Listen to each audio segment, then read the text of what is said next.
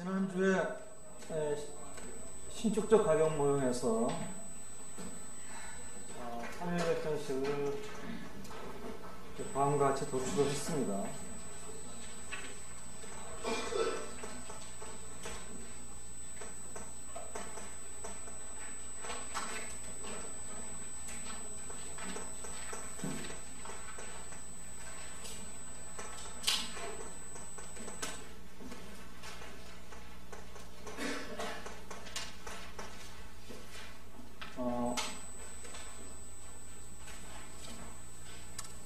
지난 시간에 설명했듯이 도출 과정은 조금 복잡하지만 이제 도출 결과가 우리에게 가르쳐 주는 것은 이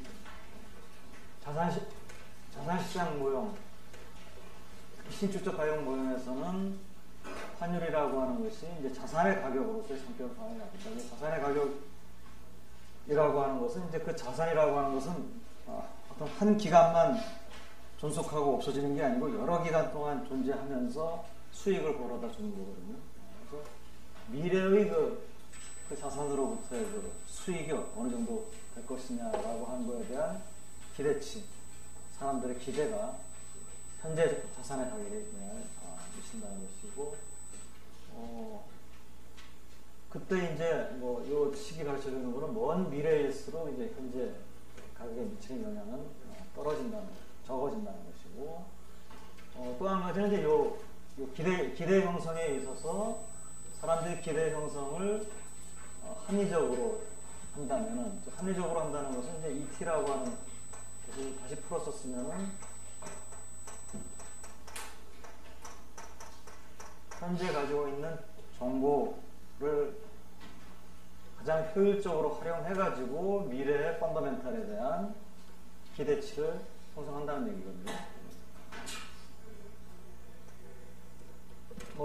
이렇기 때문에 사실 중요한 건 뭐냐면 기대치를 어떻게 형성하느냐라고 하는 방법보다는 어떤 정보를 가지고 있느냐라고 하는 게 중요하다. 그래서 새로운 정보가 IT 안에 들어오게 되면은 전체 기대치의 값이 바뀌면서 현재 자산의 가격이 바뀌게 된다라고 합니다. 이것은 지난 시간에 얘기한 대로 외화의 가격인 환율뿐만 아니고 주식의 가격, 채권의 가격, 주택의 가격, 이런 모든 자산이 비슷한 성격을 띈다고 보죠. 이제 요 식에서 한 가지만 좀 더 요 식을 이용을 한번 하는데, 여기서도 FT 플러스 J라고 하는 게 펀더멘탈인데요. 이 펀더멘탈이 지난 시간에 구체적으로 이 안에 뭐가 들어있다고 했습니까? 이 안에 양국의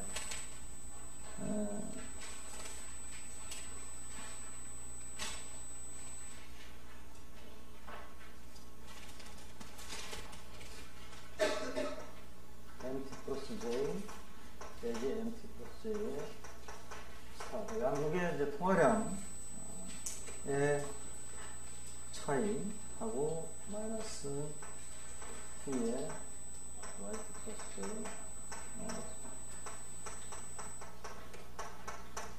양국의 이제 총생산 또는 국민소득의 차이, 이런 것들이 이제 또는 이것들에 영향을 주는 어떤 요인들이 들어있을 수 있겠는데, 예를 들어서 간단하게 지금 M 스타하고 Y 스타는 모두 불변이라고 가정합시다. 변함이 없고요. 그러니까 값이 얼마든지 간에 변함이 없고, M에 대해서만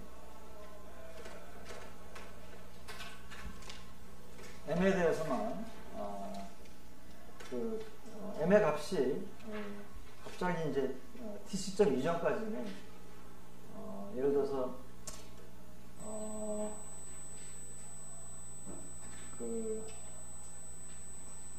MT 플러스 J가요. J의 값이 M 바이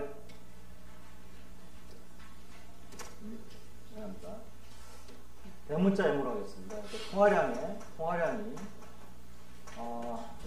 사람들이 통화량이 M 바라고 생각을 하고 있었는데 이것이 2M으로 변하는 경우로 이건 모든 J에 대해서 그러니까 이거 얘기는 뭐냐면은 사람들이 기대를 하든 아니면은 뭐 중앙은행이 발표를 이렇게 실제로 어나운스를 하든 예를 들어 중앙은행이 어나운스를 한다고 합시다. 중앙은행이 지금 T기 현재에는 앞으로 계속해서 통화량을 M바로 고정시키겠다. 이렇게 말합니다. 앞으로 계속 M바로 고정시키겠다. 그래서 그 기대하에서 그 중앙은행의 말을 믿고 사람들이 환율을 이제 결정을 했어요. 이때까지. 근데 갑자기 이제 T기에 와가지고 T기 전까지는 그랬는데 T기에 와가지고 갑자기 중앙은행이 새로 이제 통화 정책을 발표하면서 기존에는 향후 통화량을 M바로 유지하겠다고 발표를 했었는데 새로운 통화 정책 하에서는 통화량을 2배로 늘리겠다. 예를 들어서 이건 간단하게 하기 위해서 그냥 계산을 간단하게 하기 위해서 그러면 이제 요거 자체가 새로운 뉴스잖아요. 정보잖아요. 이 정보가 이 값을 변화시키겠죠. 사람들이 중앙은행의 발표를 믿는다면. 그러면 S의 값이 어떻게 되겠느냐라고 하는 것이죠. 그래서 이제 이걸 계산을 하는데,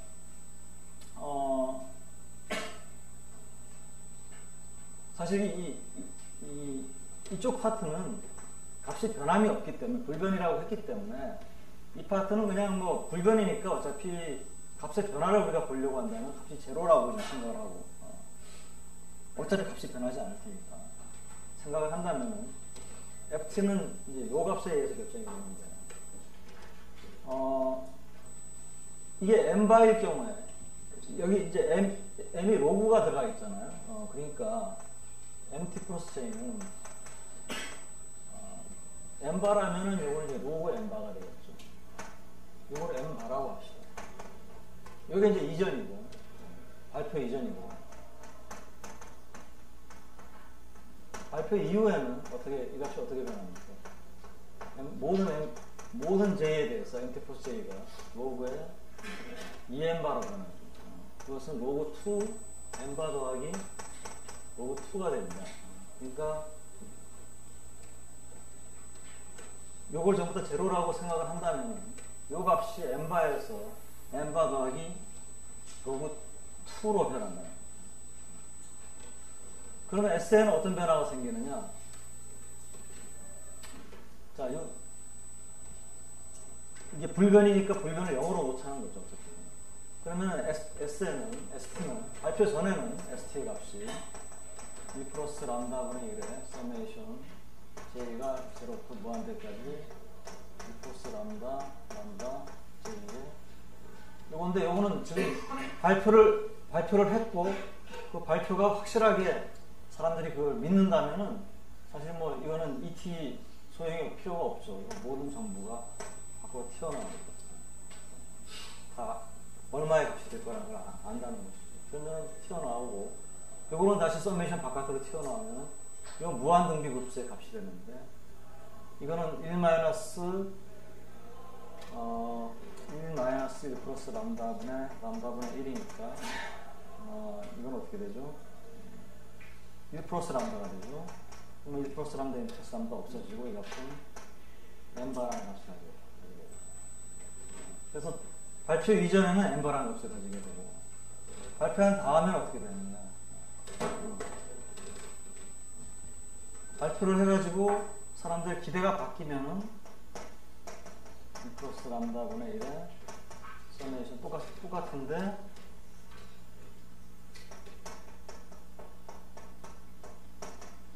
M바 더하기 로그 2가 되는데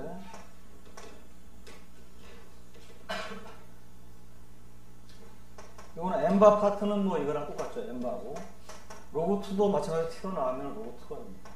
그러니까 S의 값은 로그 2만큼 늘어나요. 근데 이거는 원래 환율에다가 로그를 취한 것이 로그 2만큼 늘어나는 거니까 원래 환율은 어떻게 되는 거니까 2배가 되는 거예요. 그러니까 통화량이 2배가 되니까 명목 환율도 2배가 됩니다. 이건 뭐 고전학파가 얘기하는 뭐 마니 뉴트럴리티에 해당되는 그런 결과입니다. 그래서 너무나 당연한 뭐 쉬운 얘기예요.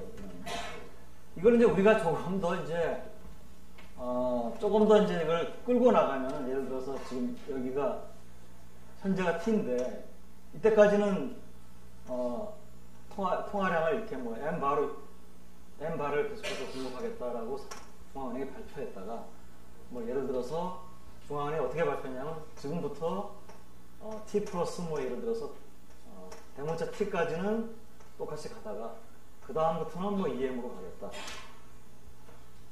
뭐 이래도 뭐 여러분 다 사실 계산을 할 수가 있을 겁니다. 그죠? 뭐 이런 것들은 사실 이제 이 식을 어떻게 이용하느냐라고 하는 것을 구체적으로 여러분들이 실제로 뉴메리컬 example을 집어넣어가지고 그래가지고 이제 계산을 해보면은 이 식을 어떻게 이용하는 것인지 이런 의미가 뭔지를 좀 더 정확하게 알 수가 있어요. 자, 이게 이제 신축적 가격 모형입니다. 그러니까 이 신축적 가격 모형에서는 지금 이 예를 내가 든 이유는 이제 바로 다음에 나올 경직적 가격 모형하고 신축적 가격 모형을 비교를 할 때 이 예를 가지고 비교를 하려고 지금 이 예를 든 거예요. 통화량을 지금 현재까지는 사람들이 전부 다 중앙은행이 통화량을 계속해서 N바만큼 공급할 것이다. 라고 이제 중앙은행의 발표를 믿고 있었는데 오늘 아침에 갑자기 이제 중앙은행 총재가 새로 이제 그 금융통화위원회를 이제 개최를 해가지고 위원들이 예를 들어서 다른 나라들도 전부 다 통화 평창하는데 우리도 해야겠다. 그래서 우리도 2배로 하겠다 지금부터. 2배라고 하는 거는 뭐 그냥 형식적인 뭐 30% 늘리겠다, 20% 늘리겠다. 영원히. 그러면은 지금 이런 일이 일어난다는 거예요. 환율도 똑같이 점프하는 것이요. 자, 이제 이것이 이제 시초 가격 모형의 원리인데, 이제 우리가 그 다음에 보려고 하는 것이 이제 경직적 가격 모형입니다. 두 개를 이제 좀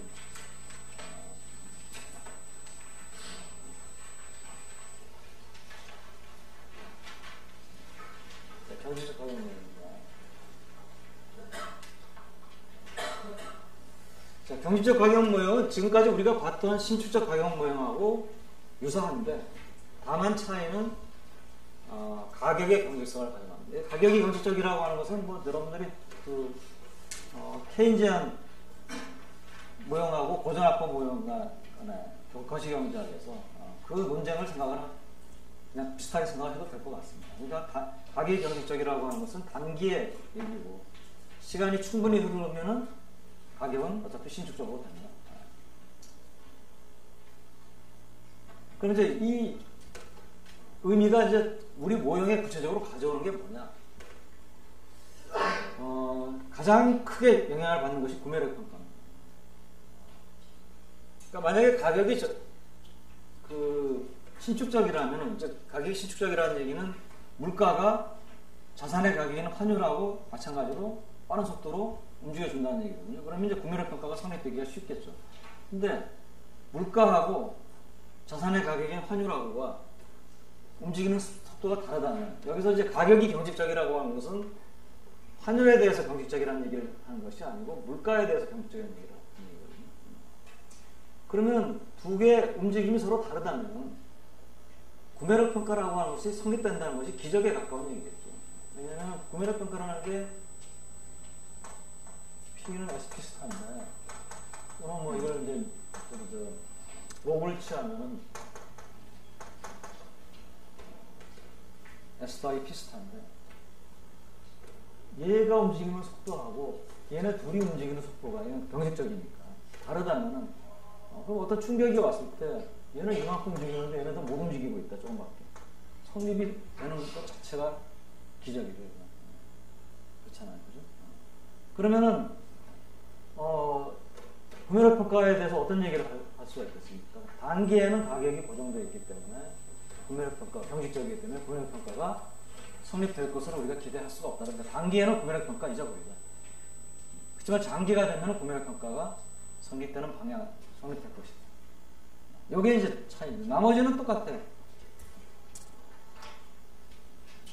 그러니까 예를 들어서 생산물 시장에서 초과 수요가 발생하는 경우에 가격이 올라가야 되는데 올라가는 속도가 느리다는 거예요. 단기적으로는 못 움직이고 있다가 시간이 흐르면 천천히 이제.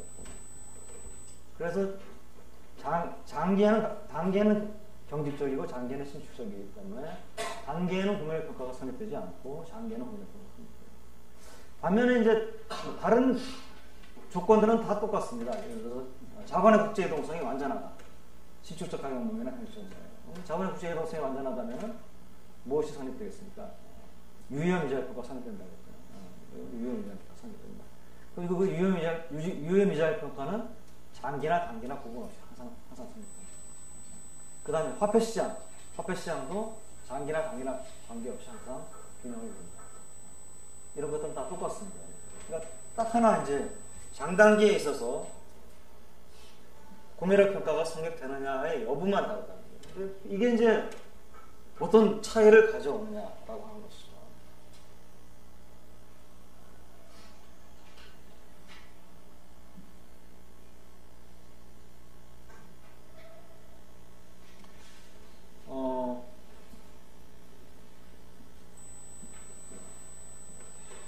이 그림을 가지고 좀 얘기를 하려고 그러는데, 이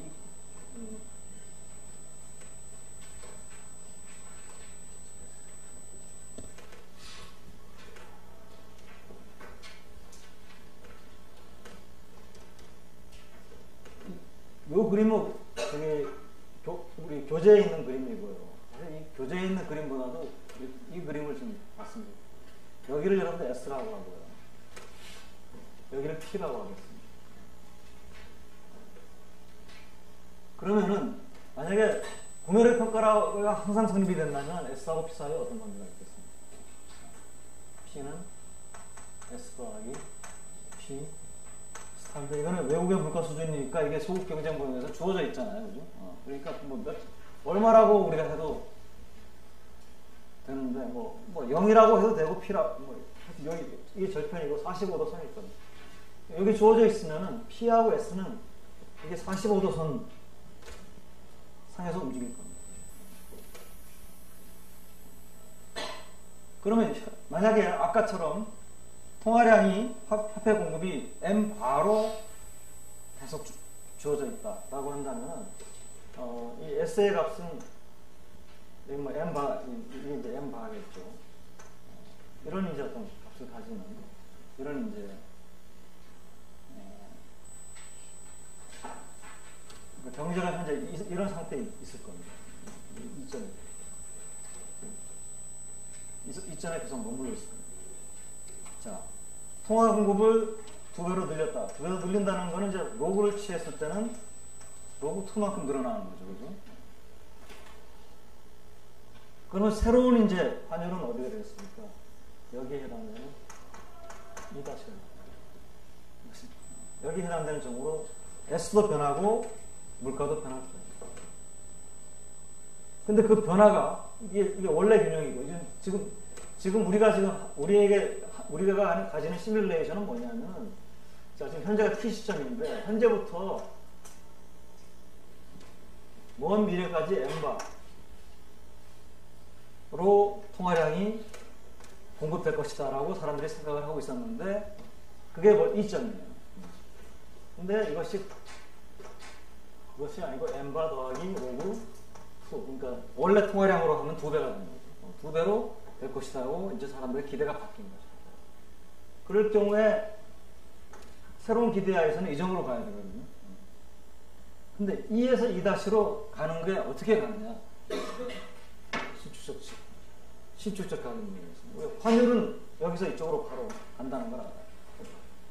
그리고 구매력 평가가 성립돼야 되니까 이게 주어져 있는 상태에서. 왜냐하면 이건 외국의 소국 경제고 이게 외국이니까 이거는 뭐 이 나라가 통화량을 2배로 늘리든 3배로 늘리든 이거는 영향을 안 받는 거거든요. 주어져 있어요. 그럼 이 구매력 평가가 항상 성립이 된다면 어떻게 됩니까? 이것도 똑같이 45도선을 따라서 움직여줘야 됩니다. 근데 45도선을 따라서 어떻게 움직입니까? M이 환율이 이렇게 간다면 얘도 뭡니까? 여기서 이쪽으로 점프를 해서 가요. 그러니까 어떤 여기서 일로 가되 어떻게 됩니까? 여기서 바로 이쪽으로 순간적으로 물가도 2배로 뛰고 환율도 2배로 뛰죠. 이제 로그를 취했기 때문에 이 로그기 때문에 로그2만큼 늘어나는 로그2만큼 늘어난다는 것은 원래 S는 2배가 된다는 얘기입니다. 둘 다 2배가. 조금 받아들이기 어렵죠. 왜냐하면 물가가 그렇게 단기간 내에 빨리 움직이기는 어려우니까. 그래서 신주적 가격 모형에 가지고 있는 좀 문제점이라고 볼 수가 있겠어요. 여러분들이 문제를 아마 볼 수가 있을 겁니다. 여기서. 왜 경직적 가격 모형이 나왔는지. 그럼 경직적 가격 모형은 뭐냐? 환율은 이쪽 방향을 향해서 점프를 해서 갈 수 있어도 뭡니까? 물가는 이쪽 방향으로 점프를 해서 못 간다는 거예요. 근데 단기적으로는 물가는 여기서 고정이 되니까 물가하고 환율이 움직일 수 있는 방향은 이쪽 방향이 아니고 이쪽 방향으로 움직입니다.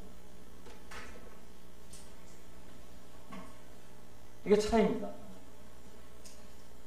그냥 이게 경직적이니까 이게 단기적으로는 못 움직이잖아요. 극단적으로 움직이는 속도가 느리니까. 자, 그러면 이제 이런 경우에 우리가 어떻게 그러면 이 환율의 움직임을 그러면은 우리가 뭘 아냐면은 단기적으로는 이렇게 움직인다가 이쪽 방향으로 물가가 경직, 환율은 점프를 할 수 있으니까 뭐 이렇게 점프할 수도 있고 뭐 이렇게 갈 수도 있고. 그 다음에 또 한 가지 우리가 아는 건 뭡니까? 시간이 충분히 주어지면은 경제가 어디로 간다는 걸 압니까? 2-로 간다는 거 알죠? 종착점은. 문제는 어떻게 가느냐. 문제는 어떻게 가느냐고. 예를 들어서 환율이 느리게 움직이니까 여기서부터 여기까지 물가가 느리게 움직이니까 점점 이렇게 기어서 갈 거냐. 아니면 뭐 약간 점프한 다음에 그 다음에 이쪽으로 기어서 천천히 저쪽으로 갈 거냐. 이런 얘기죠. 그죠? 그래서 그 얘기를 우리가 하려고 하는데 거기에 대한 클루가 어디에 있느냐라고. 그래서 이걸 하기 위해서 지금 우리가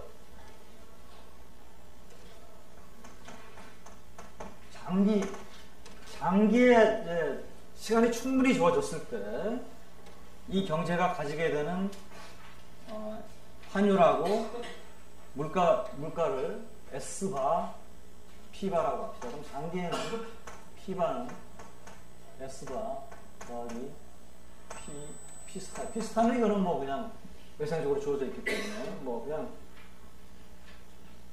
주어져 있다고 생각해야 되고 뭐 하필이면 그 주어져 있는 값이 0이다 이렇게 생각을 해야 됩니다. 이게 이 값은 어떤 값을 가지든지 사실 우리 분석에 그렇게 중요한 영향을 안 미쳐요. 그럴 때는 우리가 간단하게 이건 0이다 이렇게 가정을 해버리고 해도 되고요. 그러면 저희가 원점을 지나는 걸로 우리가 빌릴 수가 있겠죠. 근데 뭐 안 그러면 이게 어떤 값으로 주어져 있다라고 하면은 이건 장기에는 S하고 P가 분명히 이 선을 따라서 움직일 겁니다. 그죠? 왜냐하면 구매력 평가가 성립되니까. 근데 단기는 어떻게 되냐?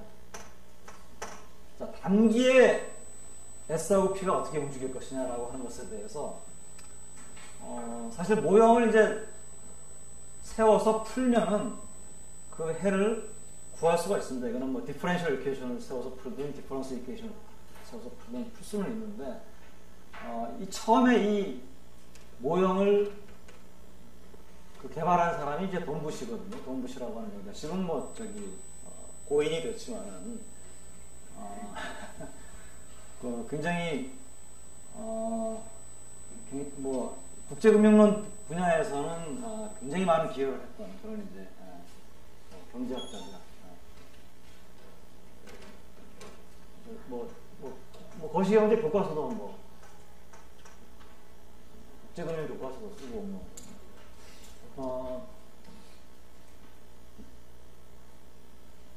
이 사람이 이 논문을 쓸 때만 하더라도 리니어 디퍼런스 이퀘이션을 푸는 리니어 시스템이라고 하는 것이 그렇게 잘 개발돼서 알려져 있을 때가 아니에요. 그래서 이 사람 지금 알려져 있는 방법으로 풀지를 못하고 이 사람 뭘 했냐면 컨젝처를 했습니다. 그러니까 환율이 단기에 이런 움직임을 가질 것이다. 그리고는 그 컨젝처에 따라서 움직이면은 해를 구할 수가 있거든요. 그래서 그 해가 모든 걸 다 충족시킨다라고 하는 거꾸로 이제 그 보였는데 뭐 그런 그 방법을 여러분들에게 구체적으로 이제 다 제시를 하려고 그런 게 아니고요. 그거는 뭐 여러분들이 석박사 과정에 가가지고 수학을 좀 더 배우고 그러면 쉽게 할 수 있는 방법이에요. 어려운 게 아닌데 여기서는 이제 돈부시의 방법대로 컨젝처를 통해서 한번 조금 성격을 보도록 하겠습니다. 단계는 이제 컨젝처를 했어요. 어떤 컨젝처를 했냐면 환율의 움직임입니다. ST 플러스 1의 E. 그러니까 현재가 T인데 다음 기회에 환율이 이렇게 될 것이다 라고 하는 컨젝처. 컨젝처이기 때문에 이제 기대치를 씌운 겁니다. 이렇게 이제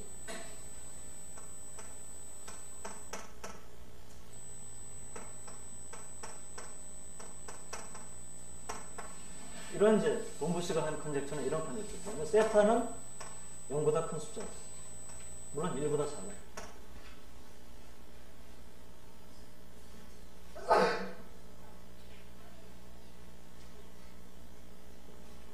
이거 S, 요거는 S고, S고, 요거는 ST.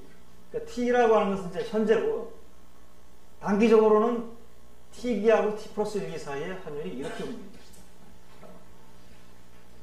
이 컨젝처의 성격을 여러분들, 세타는 이렇게 쓰는 것보다 0보다 크고 1보다 작다. 의미를 알려면 이겁니다. 만약에 보세요. 현재 환율이 S바보다 크다. S바는 뭡니까? 충분히 시간이 흘렀을 때 도달할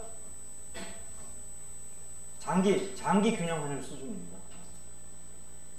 그러면 현재 내가 장기 균형 환율이 달러당 1,000원인데 현재 환율이 달러당 1,100원이다. 그러면 사람들이 어떻게 기대를 하는 게 내추럴하겠습니까? 앞으로 환율은 장기 균형 환율을 향해서 움직일 거다. 그러면 뭡니까? 환율이 떨어질 거라는 얘기죠. 그럼 ST가 S바보다 크면은 여기에 플러스의 값을 가지니까 마이너스 세타니까 뭡니까? 이 값은 마이너스의 값을 가져야 됩니다. 이게 마이너스의 값을 가진다는 게 뭡니까? 앞으로의 환율이 다음 기회 환율이 현재보다도 더 떨어질 거예요. 만약에 반대라면 ST의 값이 낮다면은 오른쪽에 플러스의 값을 가지고 그러니까 뭡니까? 사람들이 기대가 장기 균형 환율을 향해서 환율이 올라갈 것이다. 이게 내추럴한 기대 아니에요. 그렇잖아요. 여러분들이 $1 환율은 장기적으로는 뭐 달러당 한 1,000원 정도가 장기적으로 우리가 뭐 PPP 같은 거나 어떤 이런 걸 다 봤을 때 왜냐면 우리가 장기적으로는 PPP가 단기적으로는 안 맞지만은 굉장히 오랜 기간을 두고 보면 PPP로 돌아가는 성격이 있다, 성질이 있다. 그게 바로 뭐였습니까? 장기 구매 평가였잖아요. 그렇잖아요. 그러니까 장기적으로는 PPP가 어느 정도 make sense 하다는 얘기, 할 수 있다는 얘기거든요. 그러면 장기적으로 우리나라하고 달러와 간에 뭐 장기적으로 보면 한 1,000원 정도가 PPP를 만족시키는 수입니다. 근데 현재 환율이 예를 들어서 1,100원이나 1,200원입니다. 그러면 물론 환율이 뭐 지금보다도 내일 더 올라갈 수도 있고 떨어질 수도 있어요. 그렇지만 뭡니까? 평균적으로 장기 균형 환율을 향해서 움직일 가능성이 높다는 얘기죠.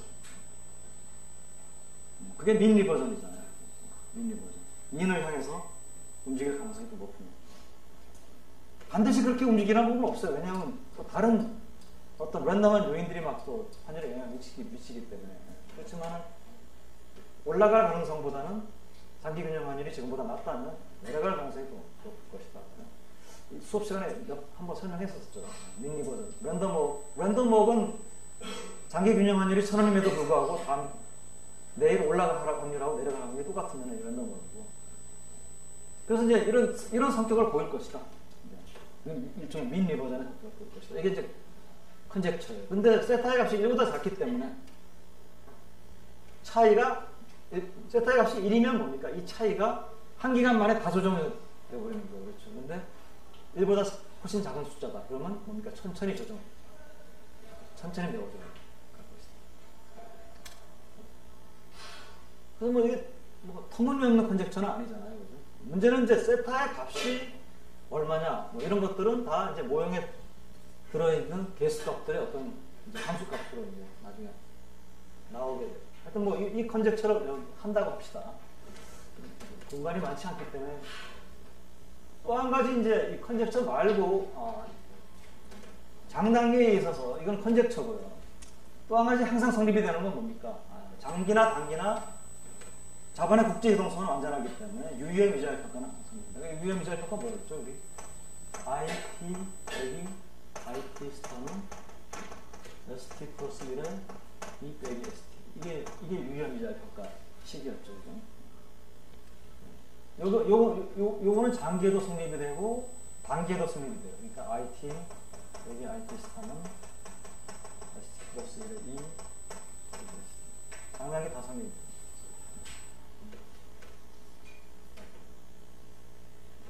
그 다음에 또 한 가지 성립되는 건 뭐냐면, 뭐 장단계 다 성립해야 되는 건데, 화폐시장 개념 요건. MT 빼기 PT는 람다 BYT 마이너스 람다 I T죠.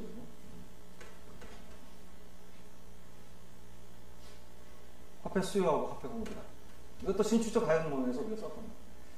자, 여기서 Y는 어차피 이 Y가 내생적으로 결정되면 또 Y의 결정에 대해서 총수요, 총공급 모형, 또 ISLM 다 갖고 와야 되거든요.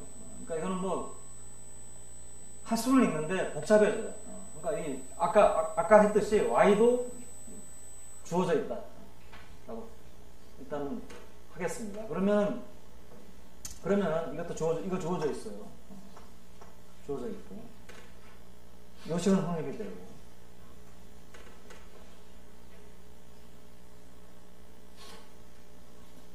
자, 여기서 우리가 하려고 하는 건 뭐냐면, 이 단기적으로는 S하고 P가, 여기 P가 들어있고, 여기 S가 들어있죠. S하고 P가 단기적으로 어떤 관계를 가지고 움직일 것이냐를, 여기 지금 단기에 이게 두 가지가 성립이 되니까, 요거까지 해서 성립이 되니까, 단기적으로 어떤 움직임을 가지고 움직일 것이냐를 한번 보자는 것이죠. 자, 그러면은 여기서 유의의 미자율 결과에서 요 부분을 요 컨젝처를 이용해 가지고 바꿔놓을 수가 있겠죠. 왜냐면 요 부분 같은데 요걸 빼면은, 그래서 두 이자율 간의 차이는 마이너스 세타 ST 빼기 S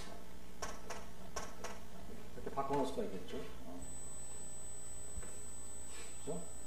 컨젝처하고 이거는 UIRP하고 두 개를 이용해서, 자, 바꿔놓고 보면은 이거를 우리가 I 대신에 이걸 집어넣고 우리가 봐도 되지만은, 보세요. 자, 예를 들어서 I가 올라간다고 합시다. 이제 I가 올라가는 경우에 이 식에서 IT 스타나 S바는 다 주어져 있거든요. 지금. 주어져 있는 거나 마찬가지입니다. 그러면은 움직이는 건 I하고 S가 움직이는데, 이 식을 만족시키면서 움직이려면 I가 올라갈 때 S는 어떤 움직임을 가져야 됩니까? 이게 이 값이 크게 S는 작아져야 되죠. S는 떨어져요. 그 다음에 요 식도 M 주어져 있고 Y 주어져 있고, 그럴 때 I가 만약에 올라간다면 P는 어떻게 움직여야 됩니까? I하고 같은 방향으로 움직이는데 P는 올라가야 됩니다. 이걸 물론 요 식에서 요 I를 여기다 집어넣으면은 S하고 P가 서로 반대 방향으로 움직인다는 걸 한 식에서 볼 수가 있어요. 그걸 뭐 내가 그냥 그렇게 안 하고,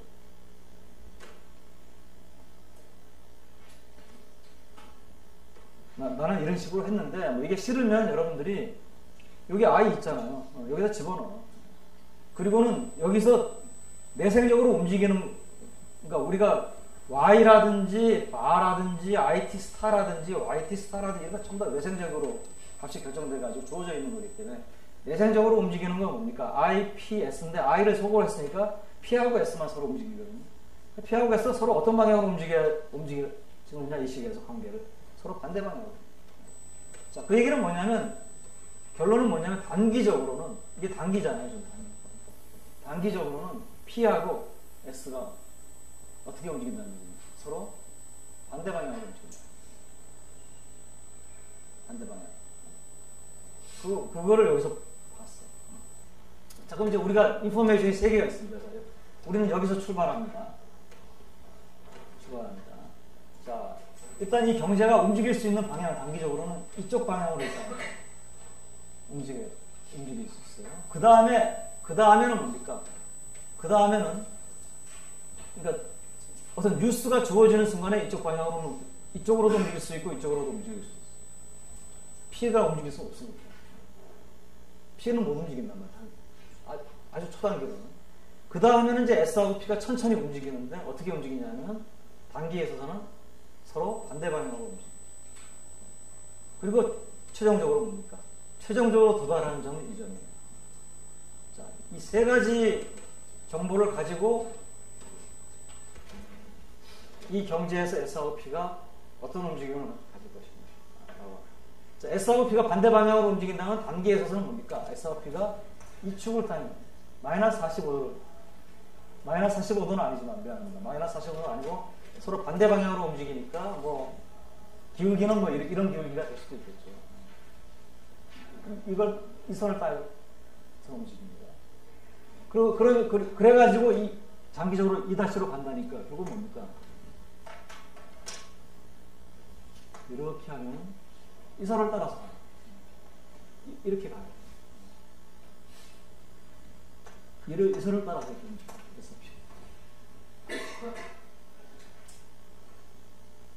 근데 출발은 여기서 해야죠. 그리고 이 선을 따라서 일로 가려면 뭡니까? 딱 이 뉴스가 발표됐을 때 이 경제는 어떻게 되는 겁니까? 이 경제가 움직일 수 있는데 이렇게만 움직일 수 있는 겁니까? 어디로 가야 되는 겁니까? 뉴스가 딱 발표됐을 때 일로 점프를 해서 가야 돼요. S는 얼마든지 점프를 할 수가 있거든요. P는 점프를 못. 그러니까 이 컨젝처를 통해서 이런 움직임을 가질 수밖에 없다. 우리가 가지고 있는 정보를 가지고. 라고 하는 거를 돈부시가 생각을 하는 거예요. 물론 이 돈부시의 생각은 나중에 이제 리니어 시스템이라고 하는 기법이 개발된 다음에 수학적으로 다 증명이 됩니다.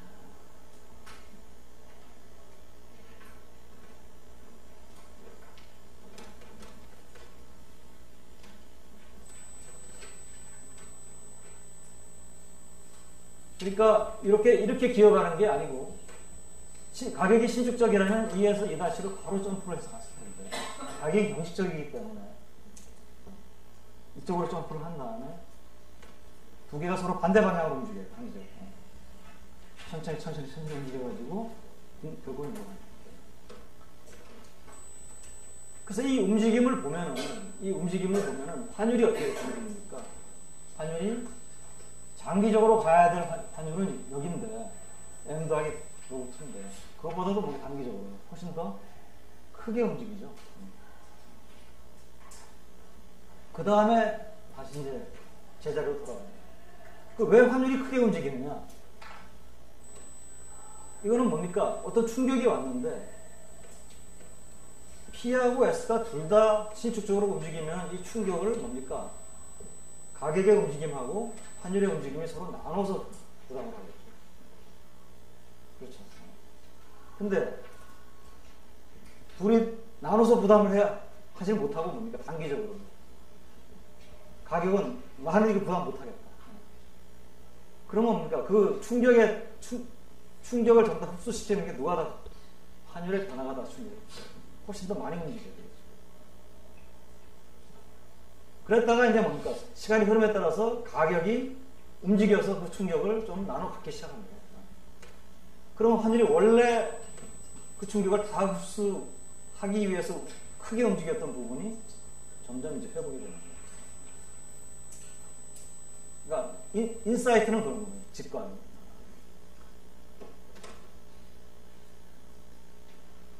직관은 그렇잖아요. 뭐 예를 들어 어떤 충격이 왔을 때 두 개의 내생 변수가 있어요. 얘가 다 둘 다 움직여서 충격을 흡수할 수가 있다 라고 할 때 둘이 움직여야 될 크기하고, 둘 중에 하나는 단기적으로 못 움직인다. 그러면 나머지 혼자서 그 충격을 흡수해야 될 때, 걔가 움직여야 될 크기하고, 당연히 혼자서 움직여야 될 때가 더 크게 움직여야 되겠죠. 그래서 이제 요와 같은 모형이 이제 이런 특징을 갖거든요. 환율이 단기적으로는 장기 균형 환율에 비해서 훨씬 더 크게 움직입니다. 이거를 우리가 이 특성을 가지고 우리가 뭐라고 보냐면 환율의 오버슈팅이라고 부릅니다.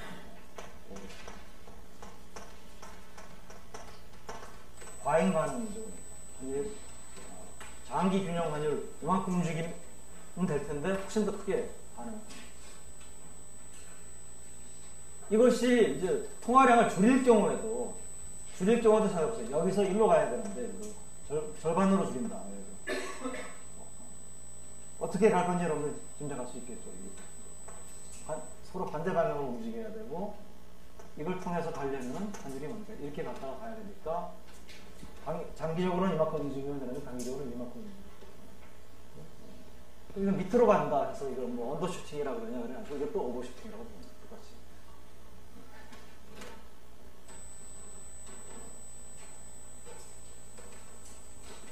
그래서 이 모형을 우리가 이제 뭐 경직적 가격 모형, 또 이 모형을 처음에 만든 사람의 이름을 따서 돈부시 모형, 또는 이게 이 모형에서 환율이 움직임이 가지는 특성을 따가지고 오버슈팅 모형, 이렇게 여러 가지 모형.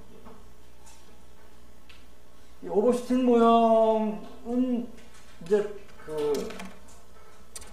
물론 이제 가격이 경직적이라면 이와 같은 이제 움직임을 가져야겠지만, 오버슈팅 모형이 사실 이제 사람들로부터 인기를 끄는 이유는 실제 환율 움직임의 특성이 어느 정도 부합되는 그런 모형이라고. 이 우리가 환율의 움직임에 대해서 이제 어떤 얘기가 알려져 있냐면 환율의 변동성입니다. 변동성.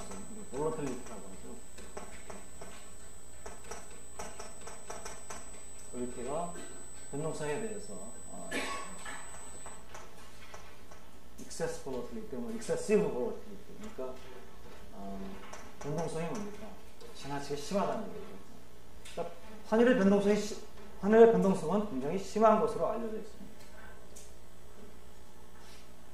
이게 우리나라 원달러 환율만 하더라도 뭐 좀 많이 변동성이 약하지만은 N달러 환율 같은 경우에 뭐 변동을 하는 게 하루에도 뭐 2, 3%씩 크게 변동할 수도 있거든요. 근데 이 환율의 변동성이라는 게, 물론 이제 원달러 환율 같은 경우에 뭐 지난 이제 글로벌 금융위기 때 같은 경우에는 상당히 크게 변동을 했었죠. 변동성이 심하다라고 하는 것은 그 어떤 기준이 있어야 될 거 아니에요. 그 기준이 뭡니까? 신축적 가격 모형에서는 그 기준이 당연히 뭡니까? 뭐겠습니까?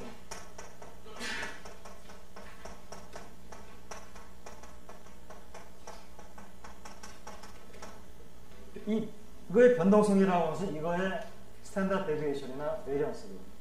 이거의 베리언스는 무엇에 의해서 정해져 있어요? 얘의 베리언스에 의해서. 그러니까 기초 요건이 얼마나 변동성이 심하냐. 그러니까 기초 요건의 변동성에 비해서 이건 뭡니까? 환율의 변동성이 1-to 1이거든요. 1-to 1으로 대응을 해줘야 되는데 기초 요건의 변동성에 비해서 환율의 변동성이 훨씬 더 심하다.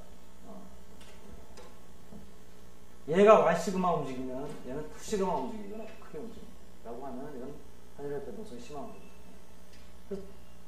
이거에 대한 자료도 있고, 이거에 대한 자료도, 물론 이건 이제 이거에 대한 자료하고 이거에 대한 자료를 구해서 과거의 히스토리컬 데이터를 구해가지고 우리가 할 수도 있고, 이건 원래 기대치이기 때문에 요거에 대한 자료를 가지고 기대치의 변동성이 어느 정도 됐을지를 추측을 하는 방법들이 이제 시계를 분석을 한 사람들이 이제 개발해 놓은 게 있는데, 뭐 그런 걸 통해서 여러 가지로 보더라도 펀더멘탈은 기초 여건의 변동성에 비해서 환율의 변동성이 너무나 심하다라고 하는 것이.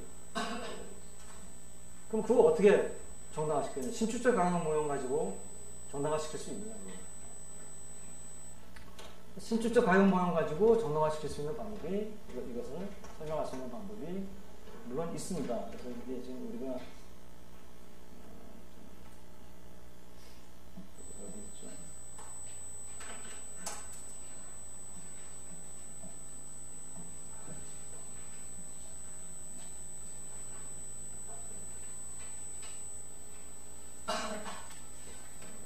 그러니까 환율이 급변하면서 볼러틸리티를 설명할 수 있는데요.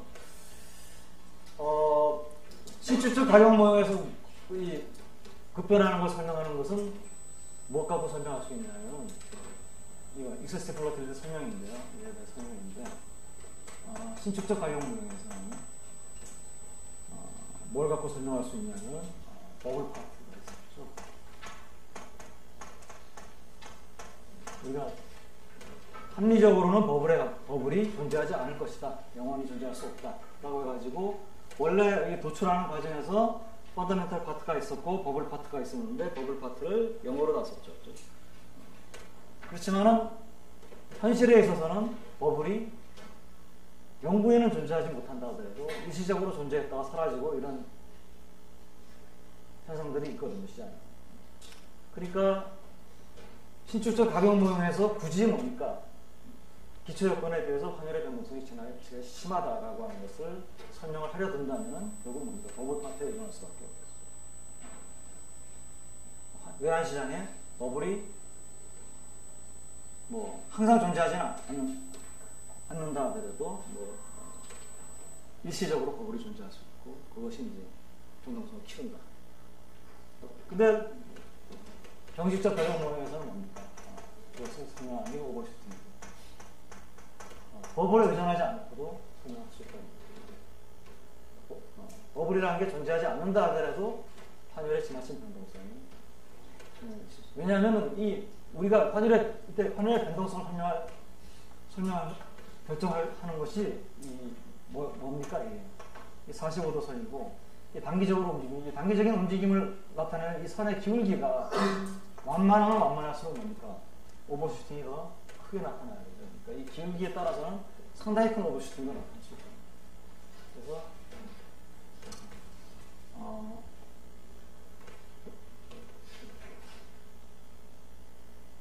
이와 같은 이제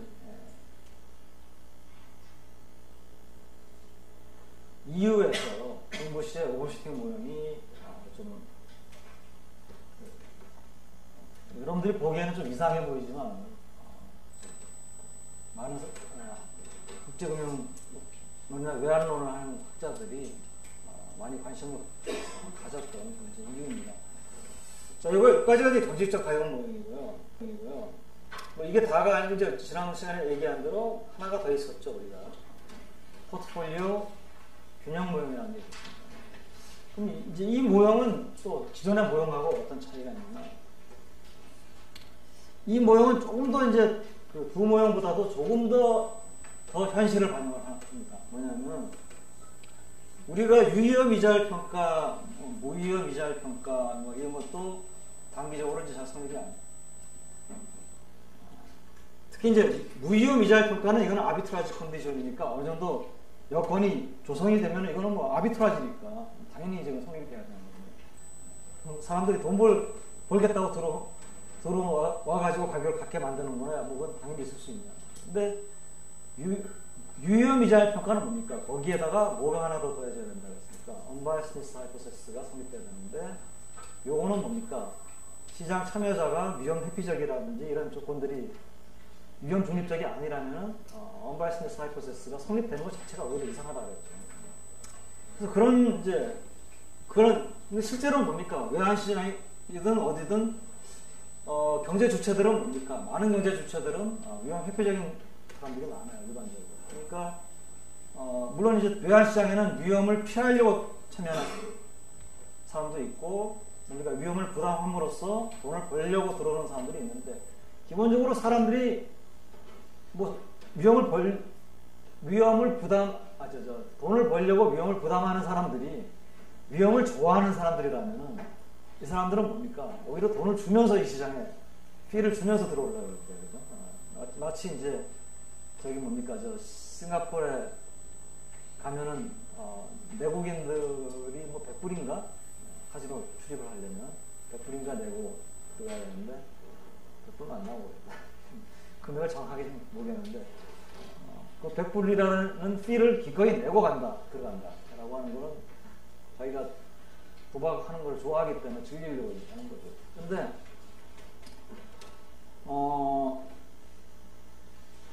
그 일반적으로 사람들이 위험에 대해서는 이제 on average 회피적이거든요. 위험을 좋아하는, 위험으로부터 즐거움을 얻는 사람은 그렇게, 효용을 얻는 사람은 그렇게 뭐 아주 특이한 사람이 아니라는, 또 금액이 커지면 안 됩니다. 그래서 일반적으로 사람들이 위험 회피적이라면은 정상적인 구조는 뭡니까? 해저가 위험을 부담하려는 스페큘레이터한테 어떤 프리미엄을, 수수료를 주고 들어갈 것이다. 이게 이제 언바이어스 하이포시스가 성립 안 되는 이유거든요. 또 프리미엄이 존재하면. 그래서 프리미엄이 존재한, 그러니까 그 얘기입니다. 투자자들은 일반적으로 위험 회피적. 그러면은 그 투자자들이 일반적으로 위험 회피적이고, 위험 회피의 정도가 어느 정도 상당하다면은 금융시장에서는 뭡니까? 위험을 부담하는 사람한테 위험 프리미엄이 갈 것이다. 그리고 이와 같은 위험 프리미엄 때문에 뭡니까? UIRP가 성립이 안 된다.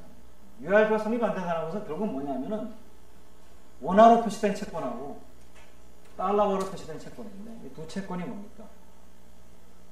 동일한 신용도를 가진 발행자가 발행하고 만기도 뭐 같고 뭐 그렇다 하더라도 뭡니까? 두 채권의 가격이 똑같아지지 않을 수 있다. 그게 불완전한 대체제라는 거죠. 물론 가격이 같아지지 않는다라고 해가지고 두 재화 간의 대체성이 전혀 없는 건 아니에요. 불완전하지만 대체성은 있는 거예요. 그 얘기는 뭡니까? 가격이 차이가 하나가 굉장히 비싸지고 하나가 굉장히 싸지면은 당연히 뭡니까? 싼 쪽에서 비싼 쪽으로 갈 거예요. 그렇지만 뭡니까? 그와 같은 움직임이 가격을 똑같게 만들지는 않는다는 얘기죠. 가격을 똑같게 만든다는 건 완전한 대체제라는 얘기죠. 그러니까 불완전하지만 완전하지는 않지만 대체성은 있어요. 그러니까 이 얘기가 뭐냐면 이제 예를 들어서 사과가 있다. 두 사과가 특성이 똑같다. 예를 들어서 뭐 색깔도 같고 무게도 같고 크기도 같고 맛은 아직 안 봤지만 맛을 보면 똑같을 거고 무게도 같고 다 똑같다. 근데 똑같은데 이 사과는 대구에서 난 사과고 뭐 이 사과는 어디서 개마고원에서 난 사과다. 이게 또 뭐 다른 데 얘기하면 또 지방색을 얘기한다 그럴 거고. 그러면은 사람들이 뭡니까? 이 사과는 역시 대구 사과야. 모양도 똑같고 그런데. 그래서 대구 사과의 값이 비싸게 형성되고 뭐 개마고원 사과는 값이 싸게 형성이 된다. 그러면 뭡니까? 두 개가 불완전한 대체제라는 거예요. 똑같은 품질은 똑같은데. 그렇지만 뭡니까? 두 개가 그렇지만은 뭡니까? 사람들이 대구 사과를 좋아하지만은 가격차가 크게 나가지고 뭐 개마고원 사과가 대구 사과의 값을 한 절반밖에 안 됩니다. 그러면 사람들이 뭡니까? 개마고원 사과를 사 먹을 거예요. 그러니까 이건 대체성은 있는 거죠. 이게 완전한 대체제라면 가격이 낮아질 거예요. 조금이라도 낮은 쪽으로 사는 데 생각해요. 이런 얘기입니다. 그래서 그런 불완전한 대체성이 왜 생기느냐? 그리고 이미 우리가 그 이자율 평가에서 얘기했듯이 왜 유의험 이자율 평가가 무위험 이자율 평가는 성립되는데 왜 유의험 이자율 평가가 성립되지 않았을까요?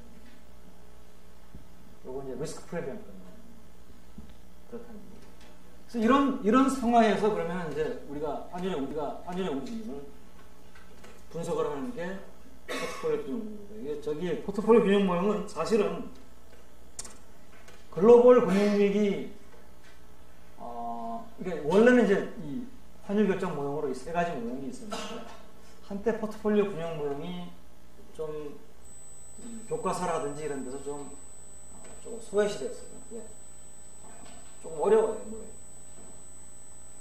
그랬었는데 글로벌 금융위기 터지면서 이게 뭐 예를 들어서 같은 유로화로 된 채권인데 그리스가 발행한 채권하고 독일이 발행한 채권하고 전혀 다른 채권이잖아요, 그죠? 이건 뭐 물론 신용도의 차이지만, 그러니까 이제 뭐 신용도의 차이로 설명하자면 다 그렇지만 이제 뭐 예를 들어서 프랑스가 발행한 정부가 발행한 채권, 독일 정부가 발행한 채권, 이것도 우리가 가격이 같지가 않거든요. 그래서 이게 뭐냐면 같은 통화로 표시된 채권 간에도 대체성이 불안정한데 서로 다른 통화로 표시된 채권은 더더욱 대체성이 떨어질 것이다. 그래서 포트폴리오 균형 모형이 조금 이제 각광을 받아요. 근데 내가 지금 얘기하는 건 우리는 좀 포트폴리오 균형 모형 이 수업 시간에서 커버를 하지 않겠습니다. 좀 배울 게 너무 많아가지고 뭐 이것까지 할 필요가 없다고 생각이 되고요. 사실은 뭐 옛날에 나도 젊을 때는 이것을 가르쳤는데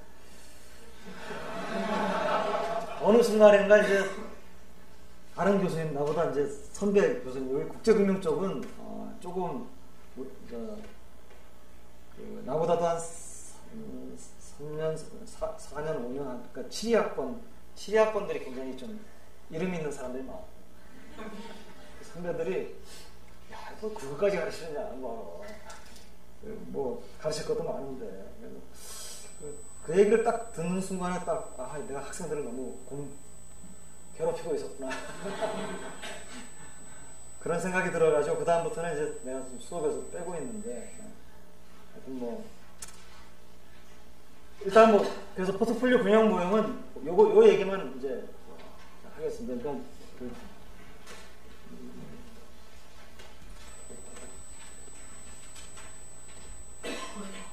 자, 단기가 있고요. 어느 쪽으로 쓸까요? 이거 장기라고 하겠습니다. 그 다음에 여기는 TPP가 있고요. UIRP가 있고요. 신축적 가격 모양. UIRP 쓰는 장기 단기. 그죠? 자, 뭐 신축적 가격은 장기 단기 다 구분할 필요가 없어요. 이게 신축적 가격입니다. 신축적 가격입니다.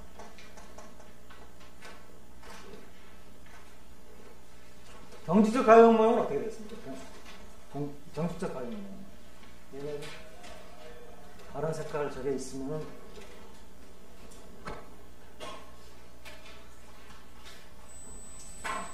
이제 노란 게 신축적 가격 모형입니다. 경직적 가격 모형. 자, 이 중에서 어떻게 됩니까? TPP 단기에서 성립 안 됩니다. TPP 장기에는 성립. UIRP 장단기 다 성립됩니다.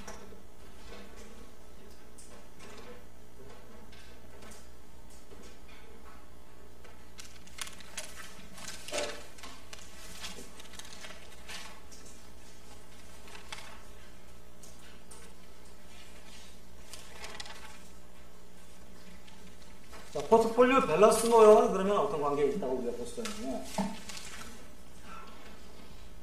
이게 포트폴리오 밸런스 모형입니다.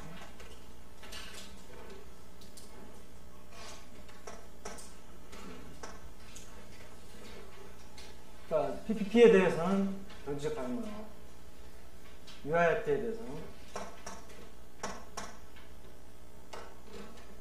이거는 왜냐하면 UIRP가 성립 안 되는 것은 물가가 경직적이고 뭐 이런 것 때문에 성립 안 되는 게 아니고 사람들이 위험을 회피하기 때문에 그렇거든요.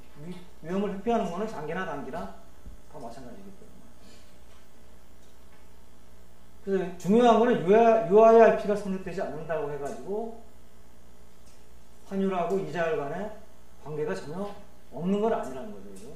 왜냐하면 UIRP가 성립되는 거는 두 개가 완전한 대체제라는 거죠. 성립 안 된다라고 하는 것은 대체성이 좀 떨어진다는 얘기죠. 그렇지만 불완전 하나만 대체성이 있는 거예요.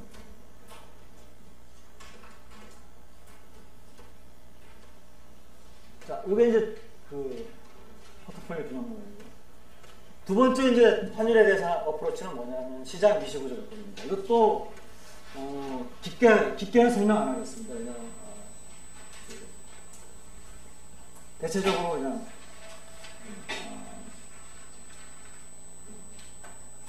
그러니까 아이디어만 설명을 하겠습니다. 이 시장 미시 구조 조건은 왜 나왔냐면 거시경제, 이제 지금까지 우리가 배운 환율 이론이 거시경제적인 환율 이론입니다. 그러니까 뭐냐면 환율의 움직임을 주로 거시경제 변수, 아까 펀더멘털이라고 하는 게 통화량, 그 다음에 뭡니까 저기 국민소득. 국민소득은 이제 그 나라의 그 어떤 경쟁력을 나타낸다는 거죠.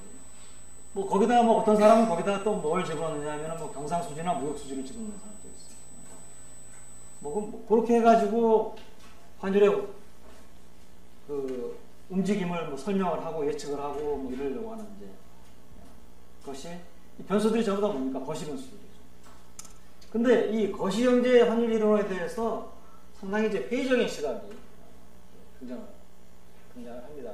왜 그러냐면은 얘기한 대로 이 환율을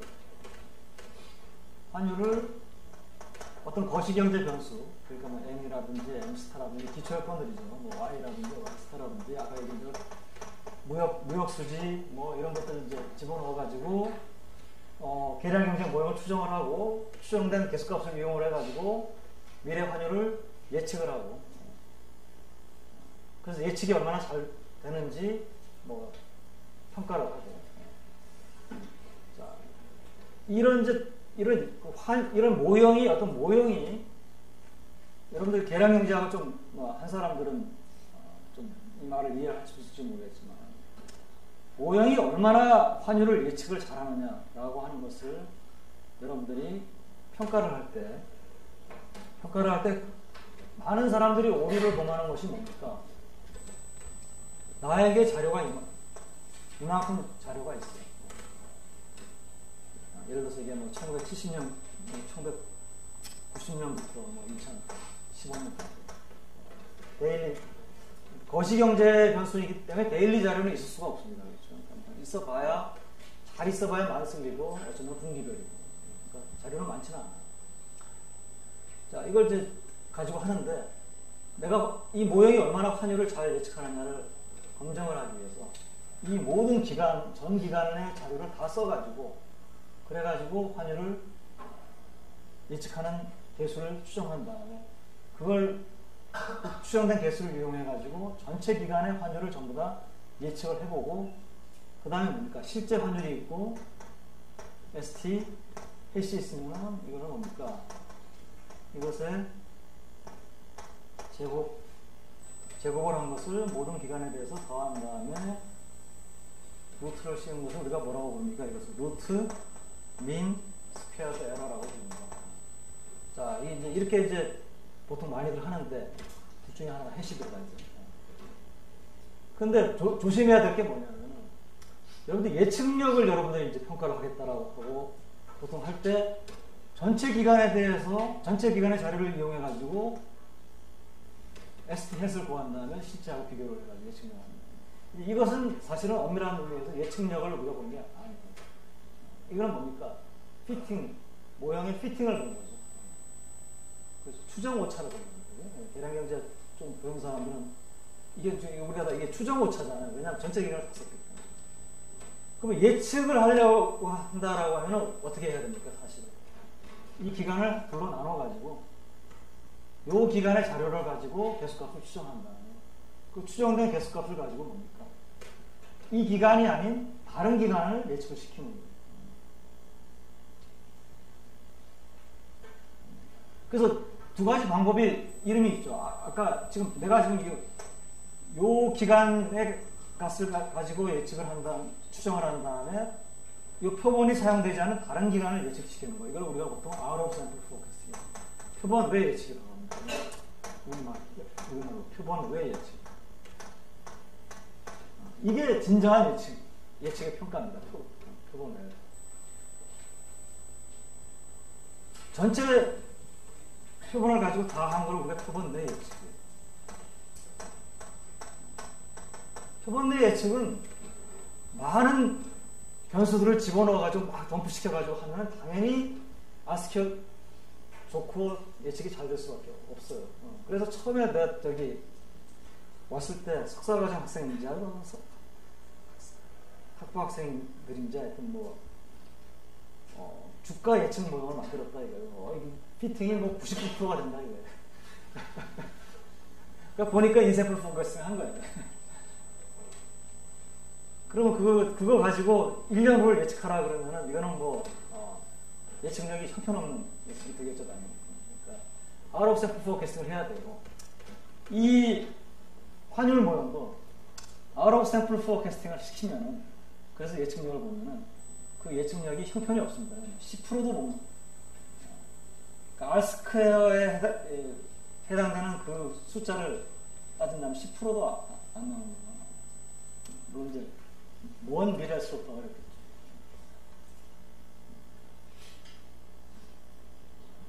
그래서 모형의 예측력이 떨어지고, 그 다음에 기초여건에 비해서 환율의 변동성이 훨씬 더 크다. 이거는 이제 우리가 버블이나 경제적 가격 모형 가지고 좀 설명을 할 수도 있지만은, 그렇지만은 뭐 그거에도 만족하지 못한 사람들이 있습니다. 또 한 가지는 뭐냐면은, 실제 이제 환율의 움직임에 대해서 가장 관심을 가지고 있는 외환시장 딜러들이 있어요. 딜러들한테 서베이를 해서 조사를 해보면은, 딜러들은 굉장히 이제 6개월 이상의 오랜 먼 미래에 대해서 환율을 예측을 할 때는 거시경제 변수를 자기들이 보지만, 내일 모레 뭐 환율이 어떻게 변할 것이냐라고 하는 것을 보려고 할 때는 거시경제 변수를 그렇게 중요하게, 물론 전혀 무시한다는 건 아닙니다. 내일 모레 환율에 영향을 미칠 수 있는 중요한 거시경제 변수의 움직임이 있으면 당연히 고려를 하겠죠. 이 사람들이 그걸 무시할 리는 없습니다. 그렇지만 보통은 뭘 보냐면 어떤, 예를 들어서 내일이 뭐 예를 들어서 삼성전자가 아니고 예를 들어서 뭐 SK 이노베이션이 매달 아니면 두 달에 한 번씩 뭐 두 번째, 내일이 두 번째입니까? 뭐 두 번째 화요일 날, 수요일 날, 목요일 날 뭐 석유 수입 대금을 결제를 한다. 그럼 석유 수입 대금 엄청나잖아요. 정유사들은. 그거를 뭐 한 달치, 두 달치를 어느 날 대개 결제를 한다라고 하면 그 결제 자금을 마련하기 위해서 그 전에 움직이겠죠. 그죠? 그러면 그 뭐 정유사는 결제 자금이 필요하겠습니까? 뭐 포스코도 필요하고, 삼성전자는 오히려 돈이 들어올 수도 있지만, 포스코 같으면은 돈이 나가거든요. 그러니까 철강 같은 거를 뭐 수출도 할 수 있겠지만, 포스코는 뭐 기본적으로는 철강석이나 뭐 석탄 이런 거를 사갖고 와가지고 달러로 사갖고 와서 달러에 대해서 숏 포지션을 가지고 달러 가치가, 원화 가치가 올라가면은 포스코는 주가가 올라가죠.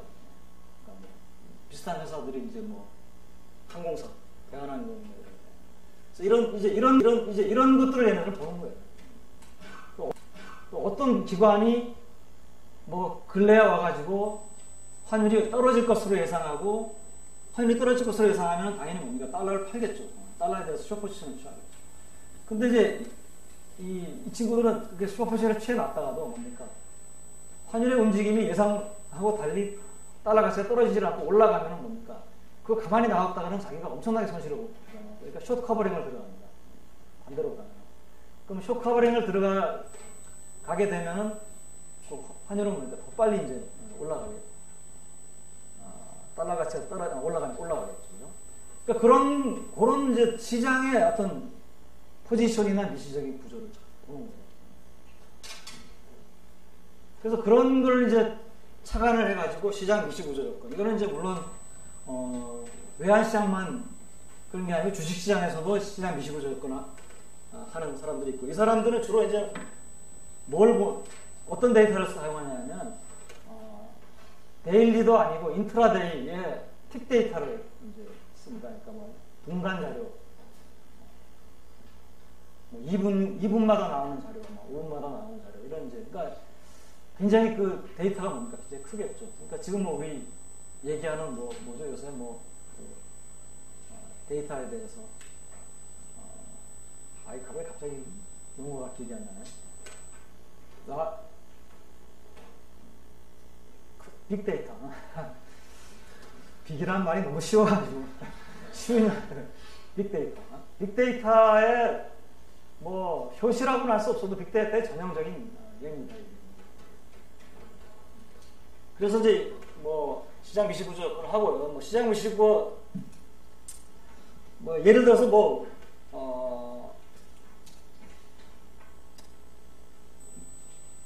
예를 들어서 시장 미시 구조 접근해서 사람들이 주목하는 게 뭐냐면 시장이 이제 외환시장이 뭐 아침 9시부터 오후 3시까지 지금 이제 오후 아마 4시까지 할 거예요. 은행하고 같이 가나? 뭐 여기까지 간다 그러면은 이전에는 이제 외환시장도 중간에 뭐 점심시간이 있었어요. 그래서 이제 9시부터 12시까지 하고 점심 먹고 그러면 이제 사실은 외환시장이 뭡니까? 하루가 아니고 두 시장이 열리는 거죠. 그러면 이제 되게 어떤 성격을 가져갔냐면 시장이 처음에 열릴 때 9시부터 한 15분간 그 다음에 닫힐 때 12시 직전에 15분간 또 새로 열릴 때 이때 어떤 성격이 있냐면 거래량이 증가하면서 완전히 크게 움직이고 그럼 이제 이걸 가지고 이제 왜 그러냐 그래서 뭐 미시구조 접근하는 사람은 그러면 이게 이제 통화량이 갑자기 그때 뭐 움직여서 그런 게 아니잖아요. 그러니까 이게 뭐냐 하니까 이제 어떤 사람은 이제 핫포테이토라고 하는 건 뭐냐면 이제 뜨거운 감자 뜨거우니까 이제 저기 토스 네가 가져라.